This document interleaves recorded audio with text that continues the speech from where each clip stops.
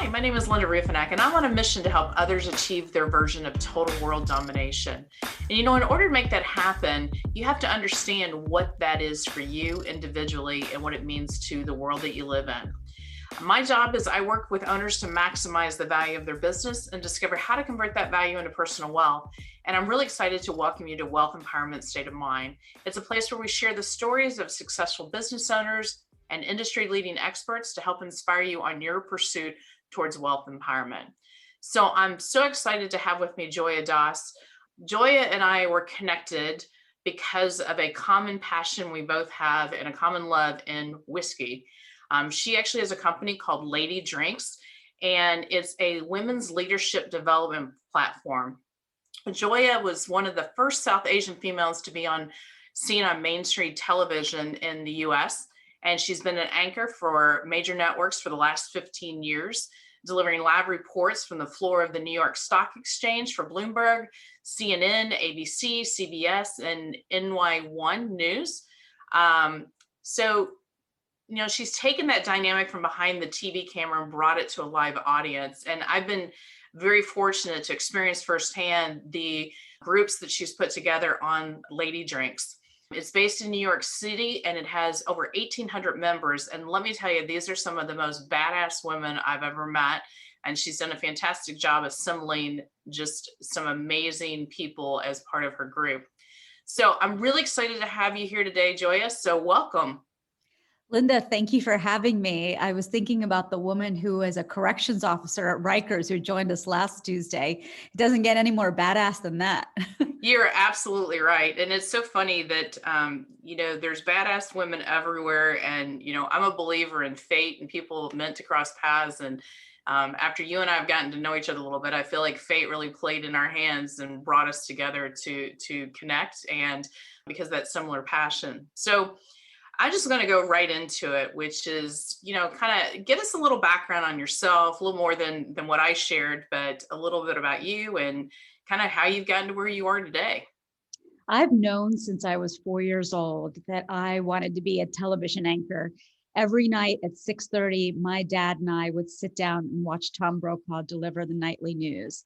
And I think for my dad, who was an Indian immigrant, he's originally from Burma, it was patently American. And for me, it was patently my future. But as things go, and when you've got immigrant parents, they aren't necessarily aligned with the idea of their daughters going off and living in New York City and dating who they want to date and living life on their own terms. So I pretty much parted ways with them at the age of 18, and I left. And I paid for college by myself. I paid for grad school by myself. I paid for every move around the country to come to New York and live out my dream. I think that the reason, and for all the reasons that I did that journey unsupported by family, gave me reason to install other people as my support systems along the way. And so today, my business, Lady Drinks, was truly born out of a desire to build those support systems for other Indian women in its first and early days. Now it's for any woman that wants those kinds of support systems, whatever it looks like for you.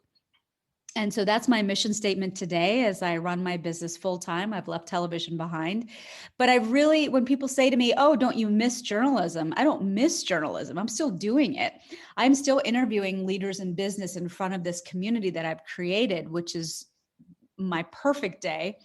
But I'm just owning the entire ecosystem versus being a cog in somebody else's wheel. And it's so interesting to hear your story, and just, I didn't realize your background of where you had taken such a bold step at such a young age.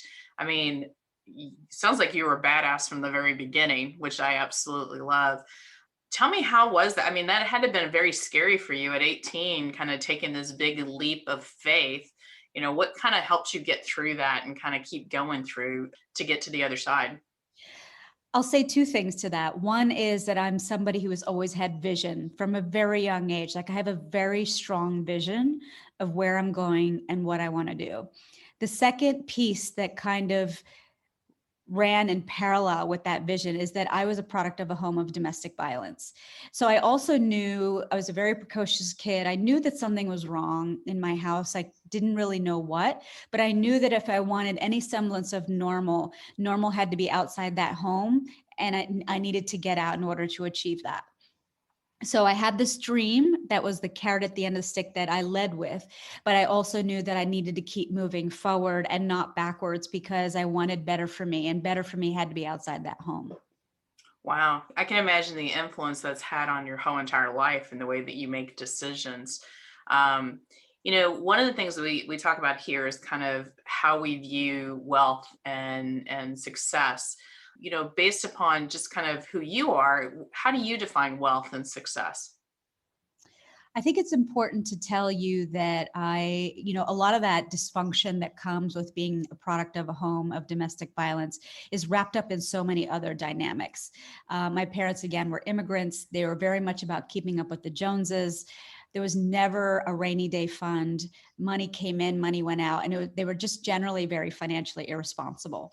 So the messages that I took on very early was that your worth was very much tied up in the material.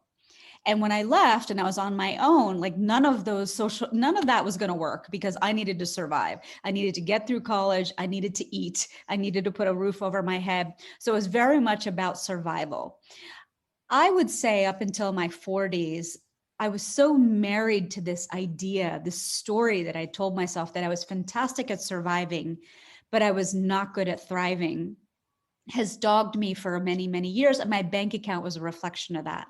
In the last 2 or 3 years, I've done an intense amount of work, really taking inventory of the scripts that have been running through my subconscious, actively writing down the opposite of that. I deserve wealth. I deserve money. I deserve to be paid for all the hard work that I do, has been an awakening.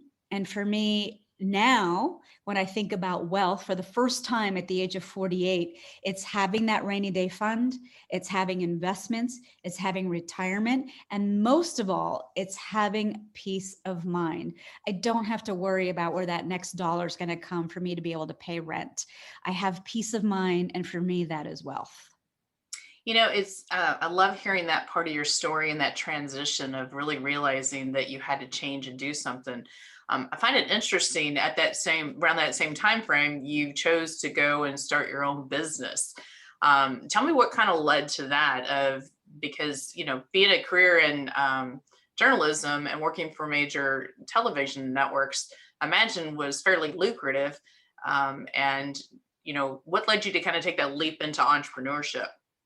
So in 2010, my contract was coming up with one of the major networks, and the dynamic was such, I never fundamentally hearkened any of the studio front doors. I was always stationed at the New York Stock Exchange and credentialed for one building only. So every 4 years, my contract would come up and somebody else would pick me up. But I remember looking back at the 10-year mark of my career and thinking, I don't really have like a body of work that I'm going to be able to look at and be like, oh, on my deathbed, I created this. So I launched a little documentary production company on the side while I was still on the air, because I wanted to take the time to make things beautiful, go back and revise them and make them beautiful versus news, morning drive news, where you're just getting it out, down and dirty. Okay, we're done with the day. So I had taken on a business partner because I was still on the air and I needed somebody to really build the pipeline of projects. And one of my first projects was a film that I was shooting in India. The next project was a large 3-year engagement with the Rockefeller Foundation. All that to say that my business partner, who was English, she was from Toronto, she had started something called Lady Drinks on the side. It was a way for women in film and TV to come together each month and network and find jobs or find babysitting or whatever. So when she moved to New York and we went to City Hall to register our little production company, she said, "Hey, Joya, could we start Lady Drinks in New York?" And I was so focused on the build of this little documentary production company that I was like, sure, do whatever you want. It was a business development exercise to make sure our pipeline was full. Well, lo and behold, we started hosting these first few events, and 300 300 Indian women started showing up to these events because I had no idea that an entire generation of girls had grown up watching me on TV at a time that no girls were on TV. And they were now coming to share that they were doing something other than doctor, lawyer, engineer. And they wanted to share that story with me. So whether I liked it or not, I was in a place of responsibility. And I also had access to business leaders and CEOs and titans of business. So what if I started to connect the dots? What if I started to fuse my two worlds and created some learning-based networking? I just didn't want ladies to come together and have drinks. Anybody can do that. But what if I anchored every networking event in a piece of learning because I had access? And then I've already curated the room. Like, you get to pick from the room who becomes your sort of personal advisory board for success. For many, many years, I'd say about 7 years all in, I was on the air and I was doing lady drinks on the side. But that meant that I was getting up at 2:30, into work by 3:30, on the air by 5, and hosting an event at 6 o'clock. One part of my day had to give. Like, it was just not, I wasn't present for either part. And it was also just increasingly apparent to me that this was my purpose. Like, this is what gave me all of my joy and where I was spending all of my time when I wasn't on TV. So, focus, I think, trumps talent any day. And it was just time to focus on this business and do one thing well versus two things half well. It's interesting because, this whole finding your purpose is such an important part that a lot of times I feel like is missed in the whole development of a career and where you're heading and that kind of thing. It sounds like you had the right things kind of line up, but what advice would you give to other women on how they can go about finding their purpose, or how do you lean into your purpose? Because it sounds like that's kind of what you did, is you kind of pulled in and you leaned into your purpose and realized there was a bigger, better thing for you. Think about what gave you joy as a child. For me, it was always writing. Writing for me is like oxygen. And any of the jobs I've ever had, the deal breaker was that I had to write everything that I delivered. The bonus was that I delivered it, but the writing is what you paid me for. And so for me, that purpose continues today because I have to write constantly. I'm writing marketing, I'm writing blog posts, I'm writing, on other people's collateral. Like, for me, my purpose is very much tied to my journalism, but it's something that I've loved since I was a kid. And so if you think about what you spent hours doing as a kid, 9 times out of 10, your purpose probably lies somewhere in there.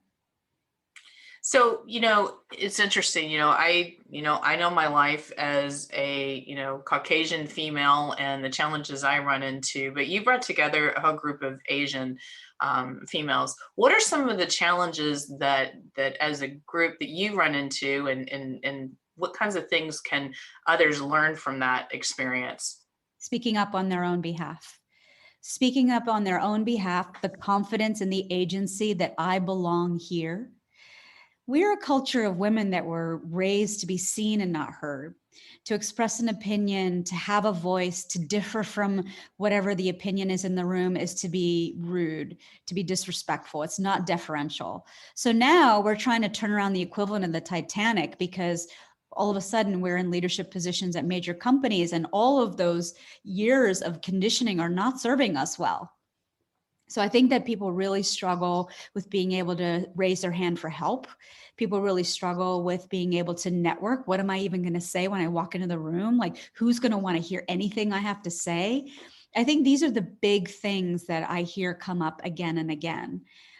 I don't feel like I have that problem because I've been gifted with the gift of gab, but I now teach, a public speaking masterclass, and it goes beyond the confidence. It's also being able to show up and be able to answer the question that was asked of you, not telling 15 micro stories and then all of a sudden no one wants to listen to you anymore. You're getting drowned out in meetings. Like, how can you be so direct?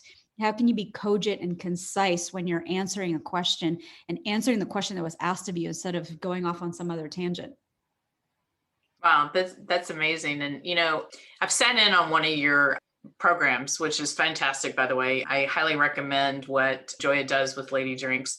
And I'm amazed at the different women that you have, but recognizing that at the end of the day, we're all not that different.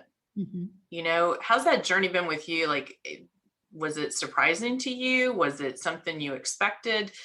realizing that even those women that are running those big top Fortune 100 companies sometimes feel like running that imposter syndrome or Yeah. things like that. If you think about it, like it's only been 20, 30 years that women have entered the workforce in full force, right? With senior leadership positions. And so all we had for so many years before that was our likability. And so that is the bigger sort of dynamic that's lurking in the background. If I come back and negotiate the salary that you just stated to me, will I lose the opportunity? Will you not like me anymore? If I make more demands, will I be causing problems? I think that is also a script that's playing out in the background that we have to overcome. And that comes up regardless of who's sitting in front of me. I think in the early days, I live in a saturated market. So for me, I went to market championing South Asian women, but then I got really clear about the kind of woman that I wanted in the room. I wanted her to be between the ages of 35 and 55. I wanted her to be well-traveled. I wanted her to be well-read. I wanted her to show that she had a track record of investing in herself. She was well-networked, well-resourced, and came to the table willing to share those as opposed to just coming to take. So now, there are women from all walks of life, including yourself, who are part of my membership, but it's because I've gotten very clear on the brand of woman that I want to be seated in front of. So for me, it feeds me as much as I feel like I'm giving back to that brand of woman. That's fantastic. And I love where you're headed with all of this. So, being a business owner, there's ups and there's downs. What have been some of the biggest challenges you've had as a business owner, and any advice you'd like to share about how you manage those things? I mean, I can still taste it's still so recent, just the years of pulling money out of my coin jar so I could take the subway, or living on almonds. Like the financial insecurity is something that has dogged me for a very long time. As I said earlier, I'm fantastic at surviving. I'm only recently embracing the idea of thriving at my passion and my purpose. So for me, any advice that I would give, the one thing that I know I did myself a favor is that before I jumped off the proverbial ledge and left the corporate job, I made sure that I put in systems and processes to be able to run this business. What did that mean? I hired a business coach. I hired a branding coach. I hired a communications coach. I hired a coterie of people that were going to be accountable to me and answer my questions, even if it was 3 o'clock in the morning, because I had made a list of all of my fears, installed who was going to be the person that sat on the other column of each of those fears, and made them my best friend. I don't ever think you should jump off that ledge without having built that advisory board first, because it's already hard enough. You don't need to reinvent the wheel. So for me, that was probably the best decision I ever made in making sure that I built that board before I jumped. And that's awesome advice. I believe that, a lot of times we feel like we have to do it on our own, and recognizing that, when you've got the right team and the right people around you, it actually accelerates your growth. And there's a huge ROI on that. Yeah. So you shared a little bit about when you were younger, and kind of the way you experienced the experiences you had at youth. What was your first job, and what did that kind of teach you? So I want to tell you a story before I answer that question. Please. My parents had enrolled me in a really expensive private school because it made for better cocktail conversation. I actually had a lot of lucrative scholarships to the state schools, and I wanted to go to them, but they were like, no, you're going to Bucknell. Second semester, sophomore year, I go to register for my classes, and I knew it. I knew it inside of my bones that something was not going to go my way. And the registrar said, I'm sorry, there's an outstanding bill for last month, and there's an outstanding bill for this semester. We got to send you to the CFO's office. So I go to the CFO's office, and he's like, young lady, there's an outstanding balance of $16,000. Like, you cannot go to school. You cannot register for classes. And the thing is that, like I said, I had extricated myself from a home of domestic violence. The only direction was forward. I was not going back. And so I was like, I'm going to register for my classes, and I'm going to go to my classes, and we are going to sort this out. And he was like, no, you can't go to class. And I was like, all right, fine. I sat down and I wrote letter after letter after letter saying, I need financial help. I want to be a television anchor. Will you help me? And I wrote and I wrote and I wrote and I wrote. And I remember all these letters started piling up on my dresser, and most of them basically said I owed money. But I remember opening one letter one day and I was like, this one reads differently. Keep in mind, I'm all of like 18 or 19 years old. And I marched back into the CFO's office and I was like, this letter looks different. And he read it and he was like, Joya, you are a very lucky girl. This doctor in the Midwest is an alum and has set aside money for an aspiring journalist. So he's going to fund half of your education. So now what are we going to do about the other half? So we jerry-rigged a series of federal and state loans together, and there was still a $2,000 overage per year. And he was like, what are we going to do about this? And I was like, listen, guy, you're going to sit here and you're going to write me a loan statement with whatever interest rate you want. And I'm going to sign it and I'm going to pay it the day that I graduate. But you have got to get me through this. I can't go back. And I think he just had enough of me by this point because we had just been duking it out for so long. And he was just like, okay. And he wrote me that loan agreement. And that is how I got through school. But in order for me to have money for books, for me to have pocket money to eat, I had to get a series of little jobs on campus so that I could defray all of those incidental costs. So I worked in the admissions office giving tours. I was the house manager at our local, orchestra center, and I worked in the media center. And all of those little jobs were my paycheck, so to speak, and my first job.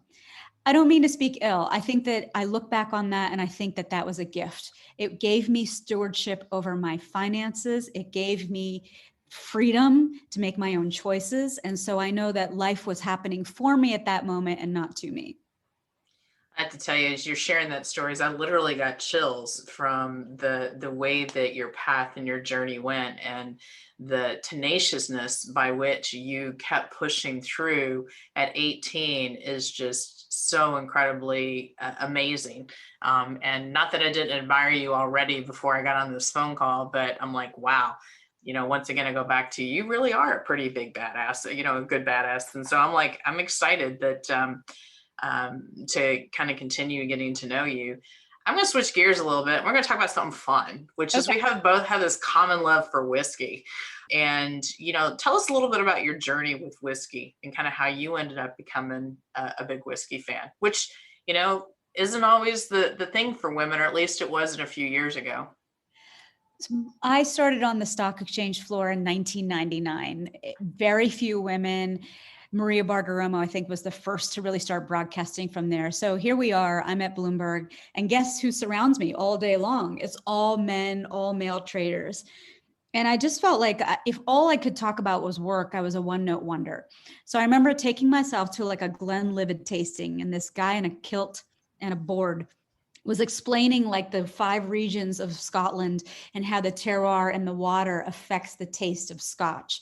And then I started drinking Scotch and I actually grew to love it. And I knew that I loved Scotch from the Isle of Jura because I love the way the peat comes through on the whiskey. And then and then it just kind of grew from there. I started hosting whiskey tastings and Scotch tastings for my women's group because I was just curious to see who was going to show up, because that tells me volumes about you if you're a whiskey drinker. Like your boldness, the way that you live life, that you're outside the box. So for me, like it's migrated from, Scotch to Japanese whiskey to tequila.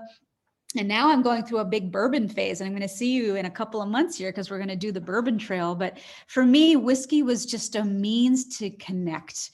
I wanted to be able to have different handles with which to engage my male counterparts that I was surrounded with all day long. And so it started as that, but it's really become a passion. That's awesome. I always call whiskey a great common denominator, where it can bring people together from all different walks of life. And if you're open, you can share these experiences together. And it's one of the few places I found where you can leave your political views, your religious views, whatever, and whoever you are at the door and just enjoy a glass of whiskey together. And I feel like the world would be a much better place if people would just sit and have a glass of whiskey together. And a cigar. Oh, that's right. You're a big cigar fan, aren't you? Yeah. Well, it's not something I've really been able to get a love for, is that cigar piece. But I definitely love my glass of bourbon. Arturo Fuente makes a beautiful small commitment of a cigar called Short Stories. And so if you ever have a chance, if you ever get a hankering for a cigar, that is my go-to. Well, maybe when you're here visiting the Bourbon Trail, we can enjoy one together, and I'll be open to actually smoking a cigar with you. So one of the things that I like to reflect back on is you've been through a lot through your life, and thank you very much for sharing that. If you were able to go back and give yourself some advice based upon where you are today, what would that advice be? Mindset. Your mindset is everything. I've in all of the readings and the things that I've investigated in the last couple of years, like all those early years of me creating this life was just all up here first. That vision was here first. And so, gosh, you were so powerful, and the possibilities are endless if you can just believe it first. And then but the real work, I think, is not to just say it once and walk away. The real work is in the commitment every day to believing that that vision is going to come true. And I wish that somebody had taught me that when I was 20, as opposed to learning that in my 30s or 40s. Yeah, it's funny though, as you say that, and I'm reflecting on the stories you told. Feels like you had some of that when you were younger. You may not have recognized it, but the fact that you got through what you've gotten through is just amazing. The other piece is that focus trumps talent any day. Like I think about Michael Jordan, I think about Tom Brady. Those people are products of extreme focus on one thing that they do well. And any day when I sit down to look at my to-do list, I think about focus. And what is it that I'm going to be remarkable at today? That's that one thing, as opposed to trying to be good at 50 things. Wow, that's really good advice. And it's funny, it comes timely for me as I kind of look at on my own life, and what I'm doing in my career is really maintaining that focus. And it sounds like you've really done that with Lady Drinks. Where's Lady Drinks today, and where's the future of Lady Drinks? I would like to have 200 members by spring. And this isn't about a numbers game. This is really about having a collective where somebody can come and put a question and get a well-networked, well-resourced answer that they may not be able to get from their friend circle, or they may not be able to get from their family. I feel like there's a real dearth of that advice, and I'm creating a platform for you to be able to get that. The 5-year vision has always been that I was going to host a event in every major city of the world in the next 5 years. And I was starting to do that before the pandemic. My last live event was in London. I was due to go on to Milan to host a wonderful dinner there with 8 women in Milan. And as soon as I can, I want to get back to that.